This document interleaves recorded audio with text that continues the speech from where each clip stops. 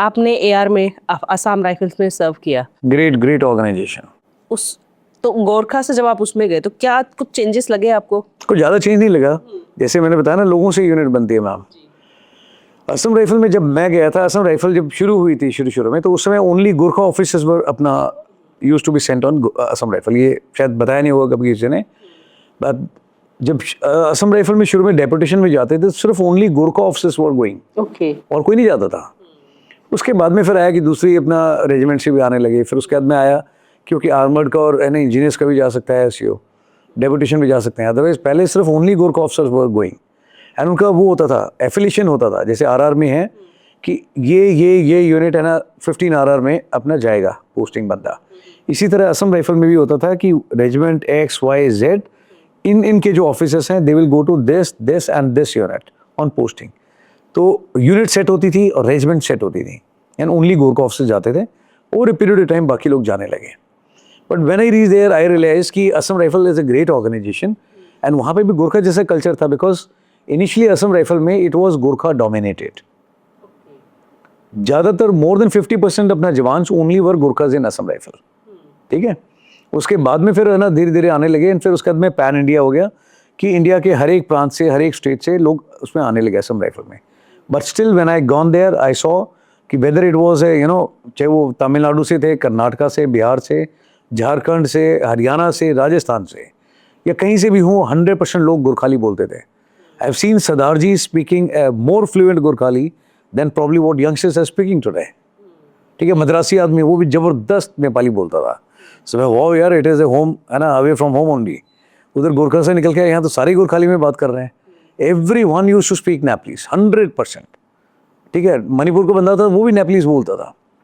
There was a culture there, but ये ज़्यादातर लोगों को पता नहीं कि असम राइफल ऐसी होती थी। And a great organisation. Assam rifle का तो रिकॉर्ड है आज तक। ब्रिगेडियर अजय सिंह, है ना, Kirti Chakra, our unit officer only from 5 NGR was commanding 7 अपना Assam rifles. One of the unit which is knock down, है ना, नंबर्स यू कैन इमेजिन। 2 गाड़ियाँ कम पड़ गई थी, इतने टेररिस्ट ठोक दिए थे एक रात के अंदर without any single casualties, and so much of recovery of war like stores. It was example in case study in itself. इतने ज़्यादा मतलब मिलिटेंट एक रात के अंदर ठोकना कोई मजाक नहीं है ना। पता नहीं कितने ठोके थे, अभी तो नंबर भी ठीक से याद नहीं है। मे बी मोर देन 70, है ना, people knock down, washed away in one go. No one has done everything, anything like that. दबा करके मतलब करा था।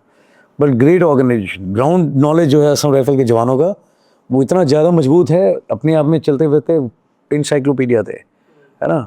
अपने आप में GPS था, सब कुछ, terrain knowledge, ground knowledge was phenomenal. और हर कंपनी के अंदर आप देखिए ना कितना बड़ा सेट है। मद्रासी चाहिए है, खालसा चाहिए है, हरियाणवी यस, तंबी, कुर्ग, अब लैंग्वेज जो बोलिए, सब भाषा बोलने वाले कंपनी में, एक कंपनी में मिल जाते हैं। Forget about the organisation and hell lot of resources and facilities. Army में तो 10 साल आने के बाद मैंने फैसिलिटीज़ जो देखी हैं, उतनी फैसिलिटी तो ऐसे कंपनी कमांडर उस समय थी वहाँ पे, in terms of vehicle, equipment, freedom and SDPCO जवानों के लिए facilities, lot of resources, because Indian army की तरफ से भी आता है एंड असम राइफल डायरेक्टरेट है, वहाँ से भी आता है। Literally you got 2 headquarters. Admin and logistics के लिए DG असम राइफल देखते हैं, है ना, which is at Shillong headquarters, and operations and other thing, है ना, is being seen by army 3 corps Rangapahar से, वो देखते हैं। Assam rifle was an amazing, बहुत बढ़िया ट्रूप्स, टू गुड। एक आदमी मल्टीपर्पज़ टूल की तरह है, मतलब ROP में भी जा रहा है, ऑपरेशन भी कर रहा है, कोर्सेज में भी जा रहा है, और भी 4 तरह काम कर रहा है। आई लव, मतलब one of the best time. And आज कितने साल हो गए? आज 24 साल हो गए तकरीबन, 24 साल के बाद में I am still in touch with my man, चाहे वो अपना अजीत हो, ठीक है, या फिर उसके बाद में, है ना, ठाकुर साहब हैं, जोशी महाराज है। लोगों से बात करता हूँ आज की तारीख में भी ना, and they claim their right as a company commander कि साहब रिटायरमेंट आ गया अभी तो। मैं कब आया? बोला अब भी है, सब गाँव में बैठा हूँ। मैं गुड यार, बड़ा मन है, एक बार मैं बुलाऊंगा इन लोगों को ना एट माई लोकेशन में। गुड यार, एक बार 24 साल के बाद में दोबारा अपनी टीम के साथ में बैठा हूँ।